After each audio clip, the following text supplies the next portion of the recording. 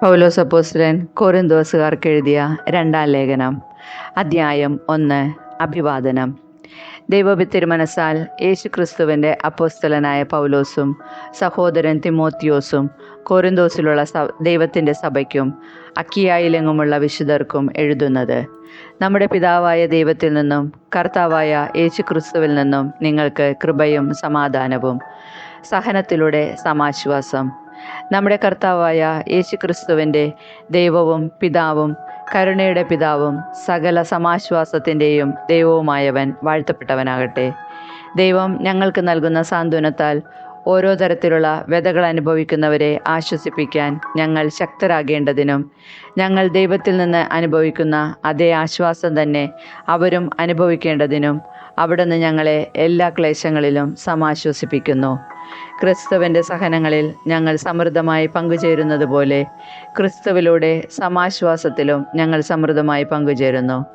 ഞങ്ങൾ ക്ലേശങ്ങൾ അനുഭവിക്കുന്നെങ്കിൽ അത് നിങ്ങളുടെ സമാശ്വാസത്തിനും രക്ഷയ്ക്കും വേണ്ടിയാണ്.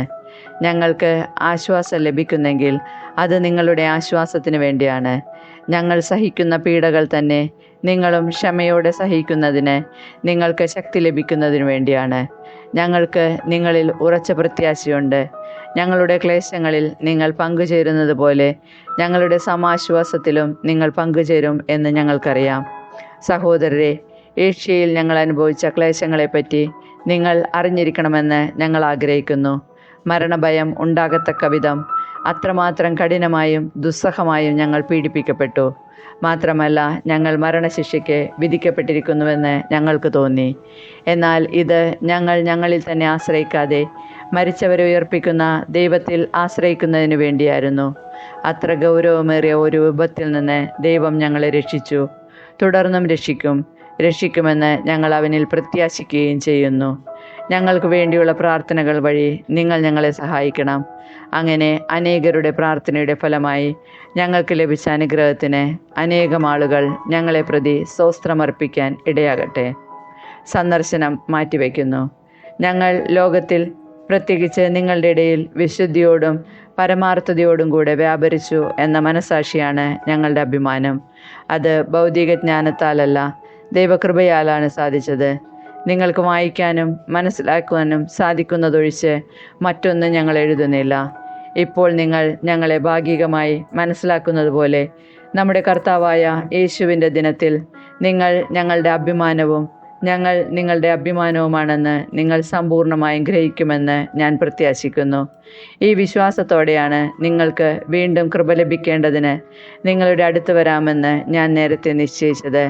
മക്കതോനിയായിക്ക് പോകുന്ന വഴി നിങ്ങളെ സന്ദർശിക്കണമെന്നും അവിടെ നിന്ന് നിങ്ങളുടെ അടുത്ത് തിരിച്ചെത്തണമെന്നും അവിടെ നിന്ന് നിങ്ങൾ എന്നെ യൂദായിലേക്ക് യാത്രയക്കണമെന്നും ആയിരുന്നു എൻ്റെ ആഗ്രഹം.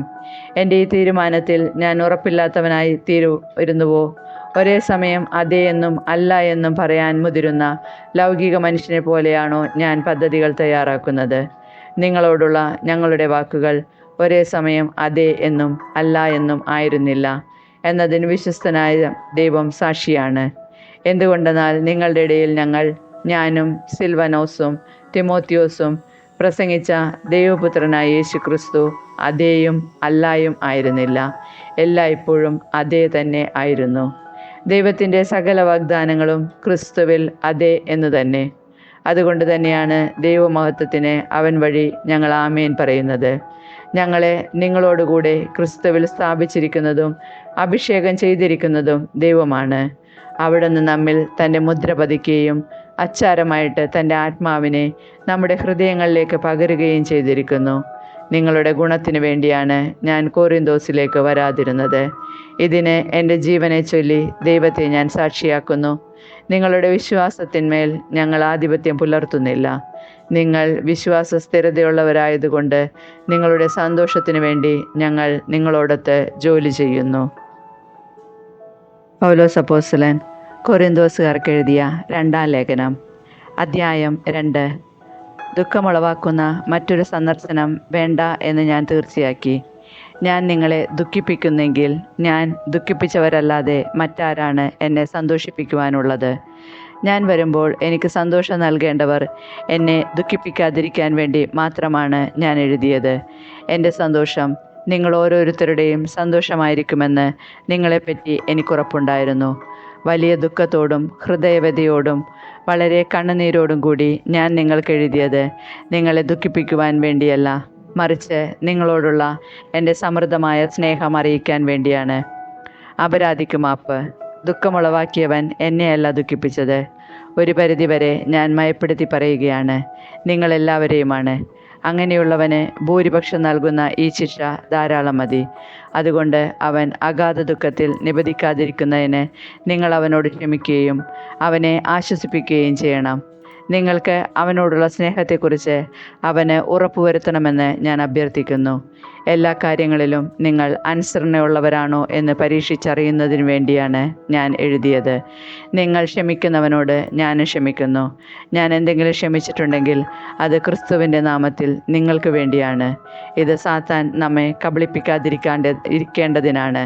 അവൻ്റെ തന്ത്രങ്ങളെപ്പറ്റി നമ്മൾ അജ്ഞരല്ലല്ലോ. ആകുലതയും ആശ്വാസവും. ക്രിസ്തുവിൻ്റെ സുവിശേഷം പ്രസംഗിക്കാൻ ഞാൻ ത്രോവാസിൽ ചെന്നപ്പോൾ കർത്താവിൽ എനിക്കായി ഒരു വാതിൽ തുറക്കപ്പെട്ടു.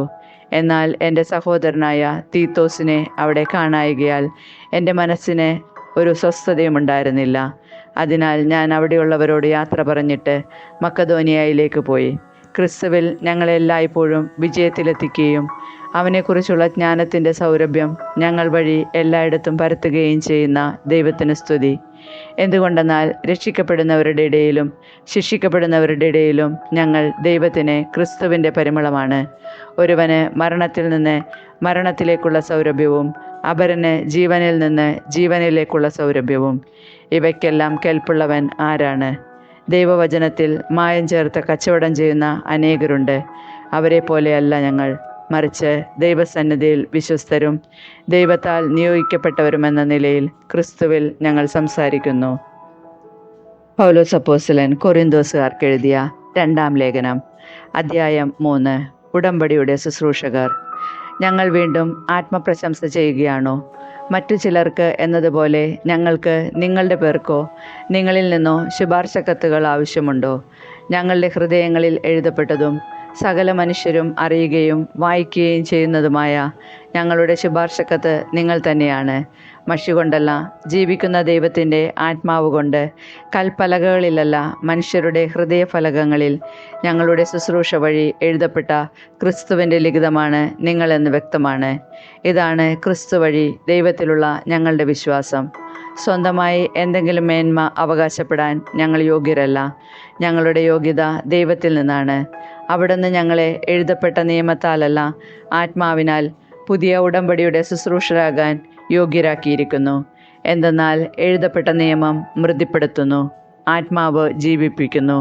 കൽപ്പലകയിൽ എഴുതപ്പെട്ട മരണത്തിൻ്റെ നിയമം തേജസ്സിലാണ് നൽകപ്പെട്ടത്. ആ തേജസ് മങ്ങിക്കൊണ്ടിരുന്നപ്പോൾ പോലും ഇസ്രായേൽ ജനത്തിന് നോക്കാനാവാത്ത വിധം മോശയുടെ മുഖത്തെ ജ്വലിപ്പിച്ചു. അങ്ങനെയെങ്കിൽ ആത്മാവിൻ്റെ ശുശ്രൂഷ എത്രയേറെ തേജസ്സുറ്റതായിരിക്കും. എന്തുകൊണ്ടെന്നാൽ ശിക്ഷാവിധിയുടെ ശുശ്രൂഷ തേജോമയമായിരുന്നെങ്കിൽ നീതിയുടെ ശുശ്രൂഷ അതിനേക്കാൾ കൂടുതൽ തേജോമയമായിരിക്കണം. ഒരിക്കൽ പ്രശോഭിച്ചത് അതിനെ അതിശയിക്കുന്ന മറ്റൊരു ശോഭ മൂലം നിഷ്പ്രഭമായിത്തീരുന്നു. മങ്ങിമറഞ്ഞു പോയത് തേജസ്സുള്ളതായിരുന്നെങ്കിൽ നിലനിൽക്കുന്നത് തീർച്ചയായും അതിനേക്കാൾ തേജസ്സുള്ളതായിരിക്കണം. ഈ ദൃശ്യമായ പ്രത്യാശ ഞങ്ങൾക്കുള്ളതുകൊണ്ട് ഞങ്ങൾ ധൈര്യമുള്ളവരാണ്. മങ്ങിക്കൊണ്ടിരുന്ന തേജസ്സിൻ്റെ തിരോധാനം ഇസ്രായേൽക്കാർ ദർശിക്കാതിരിക്കാൻ വേണ്ടി മുഖത്ത് മൂടുപടം ധരിച്ച മോശയെപ്പോലെയല്ല ഞങ്ങൾ. അവരുടെ മനസ്സ് കടുപ്പമേറിയതായിരുന്നു. അവർ പഴയ പ്രമാണം വായിക്കുമ്പോൾ അതേ മൂടുപടം ഇന്നും അവശേഷിക്കുന്നു. എന്തെന്നാൽ ക്രിസ്തുവിലൂടെ മാത്രമാണ് അത് നീക്കപ്പെടുന്നത്. അതെ, ഇന്നും മോശയുടെ ഗ്രന്ഥം വായിക്കുമ്പോഴെല്ലാം അവരുടെ മനസ്സിൽ ഒരു മൂടുപടം കിടക്കുന്നുണ്ട്. എന്നാൽ ആരെങ്കിലും കർത്താവിലേക്ക് തിരിയുമ്പോൾ ആ മൂടുപടം നീക്കപ്പെടുന്നു. കർത്താവ് ആത്മാവാണ്. കർത്താവിൻ്റെ ആത്മാവുള്ളിടത്ത് സ്വാതന്ത്ര്യവുമുണ്ട്. കർത്താവിൻ്റെ മഹത്വം കണ്ണാടിയിലെന്ന പോലെ മൂടുപടമണിയാത്ത മുഖത്ത് പ്രതിഫലിക്കുന്ന നാം എല്ലാവരും അവിടുത്തെ സാദൃശ്യത്തിലേക്ക്, മഹത്വത്തിൽ നിന്ന് മഹത്വത്തിലേക്ക് രൂപാന്തരപ്പെട്ടുകൊണ്ടിരിക്കുകയാണ്. ഇത് ആത്മാവായ കർത്താവിൻ്റെ ദാനമാണ്.